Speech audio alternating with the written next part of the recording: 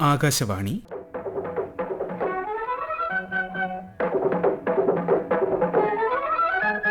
തിരുവനന്തപുരം പ്രാദേശിക വാർത്താ വിഭാഗം അവതരിപ്പിക്കുന്ന വാർത്താ തരംഗിണി.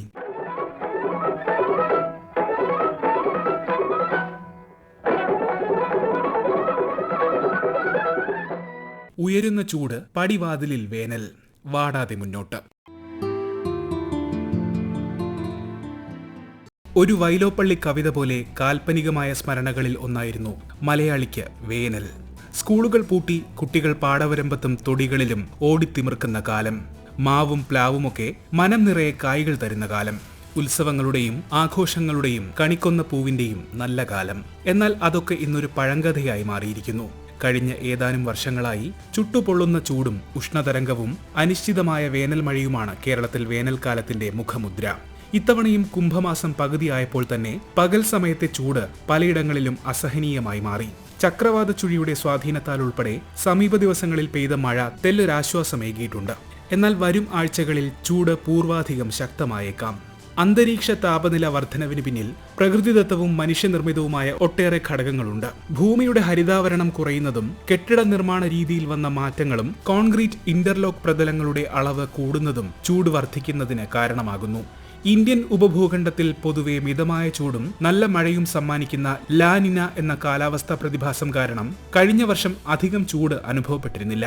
എന്നാൽ ചാക്രികമായ ഈ പ്രതിഭാസം ഇപ്പോൾ നിഷ്പക്ഷ അവസ്ഥയിലേക്ക് മാറിക്കഴിഞ്ഞതായാണ് വിദഗ്ധർ അഭിപ്രായപ്പെടുന്നത്. ചൂട് കൂട്ടുന്ന എൽ നിനോ പ്രതിഭാസത്തിലേക്ക് ഇത് മാറിയേക്കാം. അങ്ങനെ വന്നാൽ ഉയർന്ന ചൂടും മഴക്കുറവുമാകും നമ്മെ കാത്തിരിക്കുന്നത്. കൊച്ചി ശാസ്ത്ര സാങ്കേതിക സർവകലാശാലയിലെ advanced centre for atmospheric radar research director doctor S Abhilash. 2015 ശേഷമുള്ള കേരളത്തിലെ ചൂട് പരിശോധിച്ചു കഴിഞ്ഞാൽ നമുക്ക് മനസ്സിലാകുന്നത് കഴിഞ്ഞ 10 വർഷവും കേരളത്തിൽ ഉഷ്ണതരംഗങ്ങൾ റിപ്പോർട്ട് ചെയ്യപ്പെട്ടിട്ടുള്ളതായിട്ട് നമുക്ക് മനസ്സിലാക്കാവുന്നതാണ്. ആഗോളതലത്തിൽ തന്നെ പരിശോധിച്ചു കഴിഞ്ഞാൽ 2024 ആഗോളതലത്തിൽ ഏറ്റവും ചൂട് കൂടിയ വർഷമായിരുന്നു. കഴിഞ്ഞ 120 വർഷത്തെ കണക്കൊക്കെ പരിശോധിച്ചു കഴിഞ്ഞാൽ ഏറ്റവും ചൂട് കൂടിയ വർഷമായിട്ടായിരുന്നു കടന്നുപോയത്. അതിന്റെ ഭാഗമായിട്ട് കേരളത്തിലും 2024 ഏറ്റവും ചൂട് കൂടിയ ഒരു വർഷം തന്നെയായിരുന്നു. അതും ഒരു എല്ലിനോ വർഷമായിരുന്നു നമ്മൾ മനസ്സിലാക്കണം. അതിനുശേഷം 2024 ശേഷം ആഗോള താപനിലയിൽ ചെറിയൊരു കുറവുണ്ടായി. 2025 അതിൽ കുറച്ച് താപനിലയാണ് നമുക്ക് ലഭിച്ചത്. കേരളത്തിലും അതുപോലെ തന്നെ 2024 സ്കെയിലുള്ള വലിയ ചൂട് ഉണ്ടായില്ല. ചൂട് കുറഞ്ഞ വർഷമായിരുന്നു 2025. എന്ന് പറഞ്ഞാൽ ചൂട് 24-നെക്കാട്ടിലും കുറവായിരുന്നു എന്ന് മാത്രമാണ് അത് മനസ്സിലാക്കേണ്ടത്. 2026 വന്നു കഴിഞ്ഞാൽ 26 ഒരു ലാനിന വർഷം തുടക്കത്തിൽ ഉണ്ടായിരുന്നുവെങ്കിലും അതിപ്പോൾ ഒരു ന്യൂട്രൽ നിഷ്പക്ഷ അവസ്ഥയിലാണ്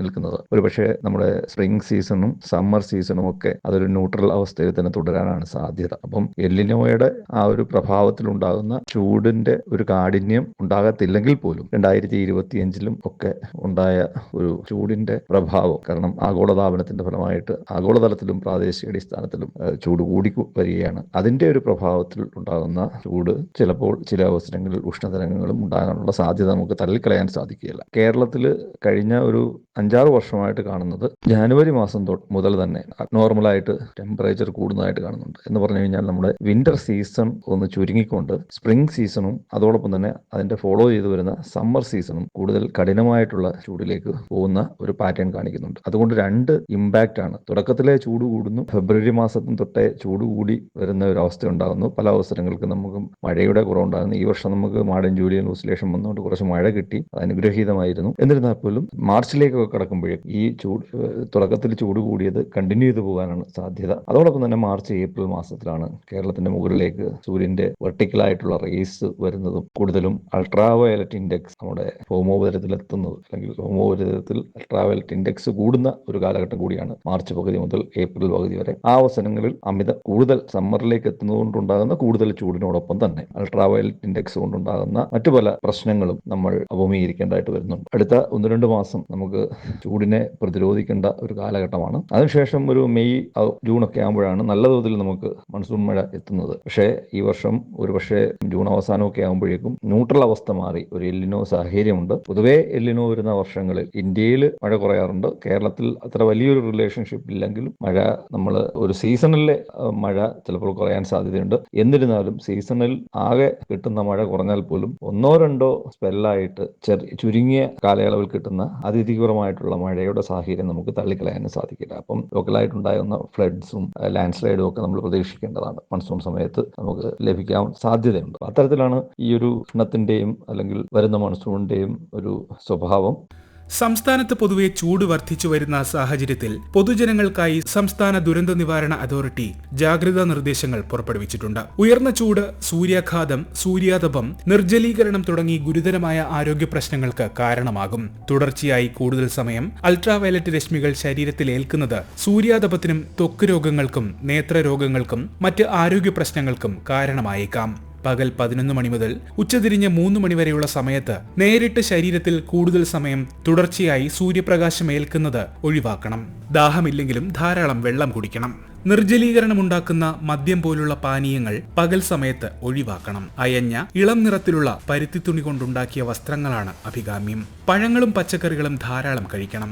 സംസ്ഥാന ആരോഗ്യവകുപ്പിലെ അനസ്തേഷ്യ വിഭാഗം കൺസൾട്ടന്റ് ഡോക്ടർ പല്ലവി ജി. വേനൽക്കാലത്ത് വർദ്ധിച്ചു വരുന്ന അന്തരീക്ഷ താപനിലയ്ക്കൊപ്പം അന്തരീക്ഷത്തിലെ ഈർപ്പത്തിന്റെ അളവും കൂടി ചേരുമ്പോൾ ആരോഗ്യ പ്രശ്നങ്ങളുടെ കാഠിന്യം പലപ്പോഴും കൂടുന്നതായി കാണാം. അയഞ്ഞ കോട്ടൺ വസ്ത്രങ്ങൾ ധരിക്കുക, തണുത്ത വെള്ളത്തിൽ കൂടുതൽ തവണ കുളിക്കുക, ഫാൻ, AC മുതലായവ ഉപയോഗിച്ച് ചുറ്റുമുള്ള താപനില കുറയ്ക്കുക തുടങ്ങിയവയൊക്കെ വേനൽക്കാല രോഗങ്ങളെ പ്രതിരോധിക്കാൻ ഒരു പരിധിവരെ സഹായകരമാണ്. വേനൽക്കാല രോഗങ്ങളിൽ പലരെയും വളരെയധികം ബുദ്ധിമുട്ടിലാക്കുന്ന ഒന്നാണ് മൂത്രാശയ സംബന്ധമായ അണുബാധകൾ. ആവശ്യത്തിന് വെള്ളം കുടിക്കാതെ ഇരിക്കുന്ന സാഹചര്യത്തിലും പലപ്പോഴും മൂത്രം കൃത്യമായ സമയത്ത് ഒഴിക്കാതെ പിടിച്ചു വെക്കുകയും ഒക്കെ ചെയ്യുന്നതുകൊണ്ട് മൂത്ര അണുബാധ കൂടുതലായി വരാം. ശുദ്ധമായ തിളപ്പിച്ചാറിയ കുടിവെള്ളം ഉപയോഗിക്കാനായി ശ്രദ്ധിക്കുക. ഒപ്പം അടിവസ്ത്രങ്ങളുടെ ശുചിത്വം ഉറപ്പാക്കുക.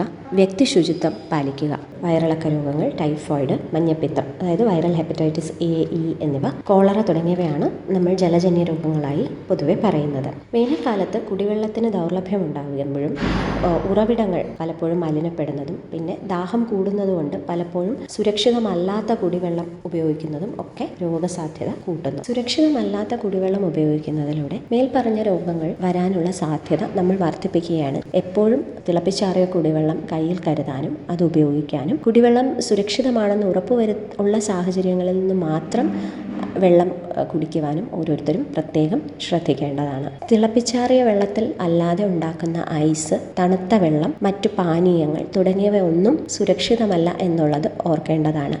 ചന്തകൾ, ഗോഡൌൺ കെട്ടിടങ്ങൾ, മാലിന്യ ശേഖരണ നിക്ഷേപ കേന്ദ്രങ്ങൾ തുടങ്ങിയിടങ്ങളിൽ തീപിടുത്തങ്ങൾ വർദ്ധിക്കാനും വ്യാപിക്കാനുമുള്ള സാധ്യത കൂടുതലാണ്. ഇവയോട് ചേർന്ന് താമസിക്കുന്നവരും സ്ഥാപനങ്ങൾ നടത്തുന്നവരും പ്രത്യേകം ജാഗ്രത പാലിക്കണം.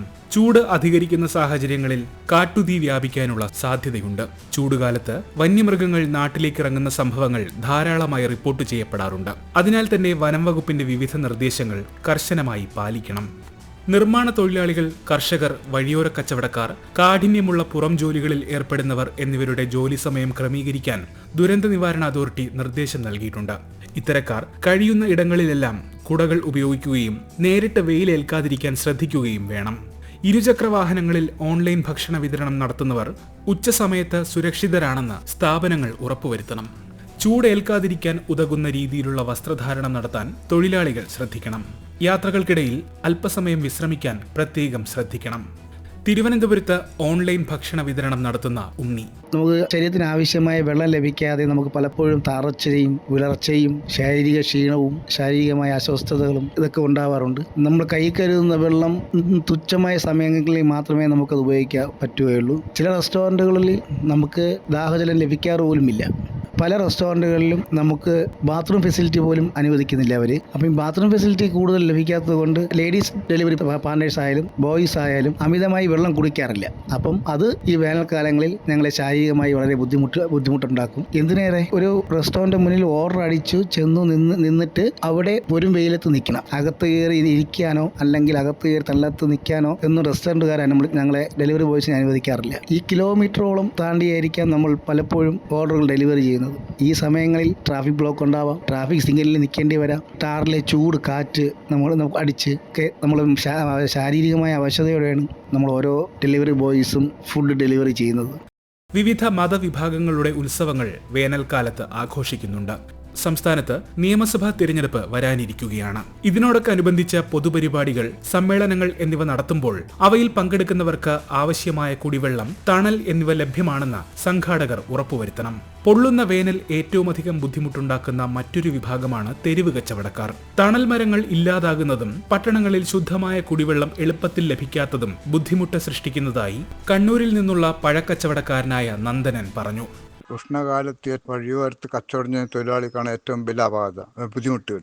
റോഡരികിൽ ഒരു സ്ഥലത്തും കുടിക്കേണ്ട വെള്ളം ഒരു സ്ഥലത്തും ഇല്ലാന്നാ തോന്നുന്നു. ഭരണാധികാരി അങ്ങനത്തെ വെള്ളം വെക്കുകയും വഴിയാത്രക്കാർക്കും റോഡരികിൽ കച്ചവടം ചെയ്യുന്നവർക്കും നടന്നു പോകുന്ന തലച്ചുമടായിട്ട് പണിയെടുക്കുന്നവർക്കും അതൊരു സൗകര്യപ്രദമായിരിക്കും.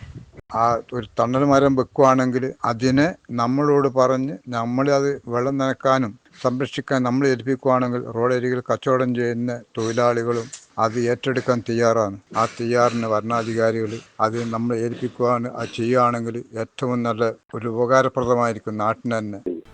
ഉയരുന്ന വേനൽ ചൂടിനൊപ്പം ജലദൗർലഭ്യവും റിപ്പോർട്ട് ചെയ്തു തുടങ്ങിയിട്ടുണ്ട്. ഉയർന്ന പ്രദേശങ്ങളിൽ പ്രത്യേകിച്ചും വെള്ളം പാഴാക്കാതെ ഉപയോഗിക്കാനും വേനൽ മഴ ലഭിക്കുമ്പോൾ പരമാവധി സംഭരിക്കാനുമുള്ള നടപടികൾ സ്വീകരിക്കണം.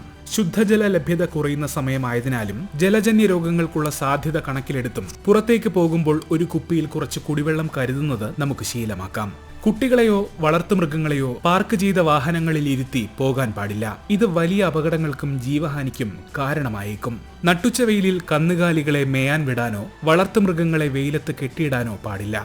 ഉയരുന്ന അന്തരീക്ഷ താപനിലയ്ക്കൊപ്പം തന്നെ നമ്മുടെ വിദ്യാലയങ്ങളിൽ ഇപ്പോൾ പരീക്ഷാ ചൂടിന്റെ കാലം കൂടിയാണ്.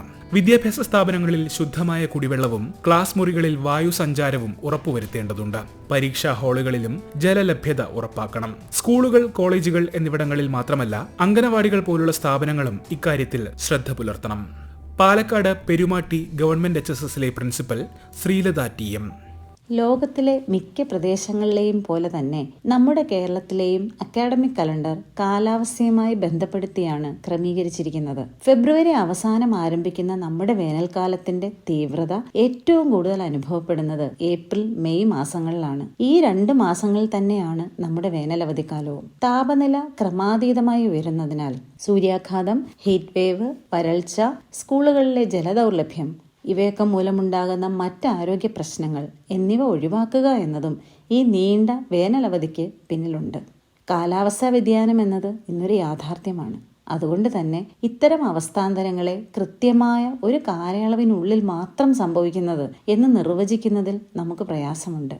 കാലാവസ്ഥാ വ്യതിയാനത്തിന്റെ പരിണിത ഫലങ്ങൾ കുട്ടികളെ നേരിട്ട് ബാധിക്കുന്നത് ഒഴിവാക്കുന്നതിനായി സർക്കാരും പൊതുവിദ്യാഭ്യാസ വകുപ്പും അതത് പ്രാദേശിക സംവിധാനങ്ങളും സ്കൂളുകൾ കേന്ദ്രീകരിച്ച് വിവിധ തരത്തിലുള്ള പ്രവർത്തനങ്ങൾ ചെയ്തു വരുന്നുണ്ട്. ഹെൽത്ത് ക്ലബ്ബുകളുടെ നേതൃത്വത്തിൽ ഡീഹൈഡ്രേഷനെ കുറിച്ചും ആവശ്യത്തിന് വെള്ളം കുടിക്കേണ്ടതിന്റെ പ്രാധാന്യത്തെക്കുറിച്ചും കുട്ടികൾക്ക് ബോധവൽക്കരണം നൽകുന്നുണ്ട്. കുട്ടികൾക്ക് ആവശ്യമായ ശുദ്ധജലം സ്കൂളുകളിൽ ലഭ്യമാക്കുന്നുണ്ട് എന്ന് ഓരോ സ്കൂൾ മേലധികാരിയും ഉറപ്പുവരുത്തേണ്ടതുണ്ട്. വരൾച്ച കാലമായതിനാൽ തന്നെ സ്കൂൾ പരിസരങ്ങളിൽ ഉള്ള കടകളിൽ നിന്ന് ലഭ്യമാകുന്ന പാനീയങ്ങൾ ശുദ്ധജലത്തിൽ തന്നെയാണ് നിർമ്മിക്കുന്നത് എന്ന് ഉറപ്പുവരുത്തേണ്ട ഉത്തരവാദിത്വം തീർച്ചയായും നമുക്കുണ്ട്. ആരോഗ്യവകുപ്പിന്റെ ശക്തമായ നിരീക്ഷണവും ഇടപെടലുകളും ഇതിൽ ആവശ്യമാണ്. നമ്മുടെ ആരോഗ്യത്തിനും സുഖത്തിനുമൊപ്പം മറ്റുള്ളവരെയും ചേർത്ത് പിടിക്കേണ്ടതുണ്ട്. വഴിയരികിൽ തളർന്നു കിടക്കുന്നവരെയോ അസ്വസ്ഥതകൾ അനുഭവപ്പെടുന്നവരെയോ കണ്ടാൽ അവർക്ക് വിശ്രമവും വൈദ്യസഹായവും ഉറപ്പുവരുത്തണം. വൈദ്യുതി ഉപയോഗം നിയന്ത്രിക്കണം. പക്ഷികൾക്കും മൃഗങ്ങൾക്കും തീറ്റയൊരുക്കിയും തണ്ണീർ പന്തലുകൾ സജ്ജമാക്കിയും ഓരോരുത്തരും തങ്ങളാലാകുന്ന കാര്യങ്ങൾ വേനൽക്കാലത്ത് ചെയ്യാറുണ്ട്. അത് ഇത്തവണയും തുടരാം. മാർച്ച് മുതൽ മെയ് അവസാനം വരെയാണ് സാധാരണഗതിയിൽ കേരളത്തിൽ ഉഷ്ണമേറുന്നത്. മീനച്ചൂടും മേടൊരുക്കുന്ന മേടവുമൊക്കെ വരാനിരിക്കുന്നതേയുള്ളൂ. സംസ്ഥാനത്തിന്റെ വിവിധ ഭാഗങ്ങളിൽ കഴിഞ്ഞ ഏതാനും ദിവസങ്ങളിൽ ഏറിയും കുറഞ്ഞും ലഭിച്ച മഴ പൊള്ളുന്ന ചൂടിന് തെല്ലൊരാശ്വാസം തന്നിരുന്നു. എന്നാൽ തുടർന്നങ്ങോട്ട് വേനൽ കടുത്തേക്കുമെന്നാണ് പൊതുവെയുള്ള വിലയിരുത്തൽ. വേനൽക്കാല ആരോഗ്യ പ്രശ്നങ്ങളെയും പാരിസ്ഥിതിക പ്രതിസന്ധികളെയും ശാസ്ത്രീയ അറിവുകളുടെ പിൻബലത്തിൽ സുസ്ഥിര ജീവിതശൈലിയുടെ കരുത്തിൽ നമുക്ക് അതിജീവിക്കാം. വാടാതെ മുന്നേറാം. വാർത്താ തരംഗിണി സമാപിക്കുന്നു.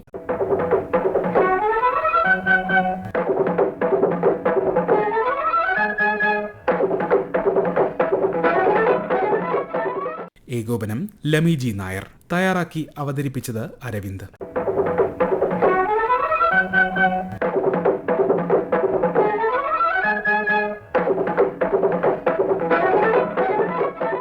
വാർത്താ തരംഗിണി ഇനി വ്യാഴാഴ്ച രാവിലെ 9 മണിക്ക്.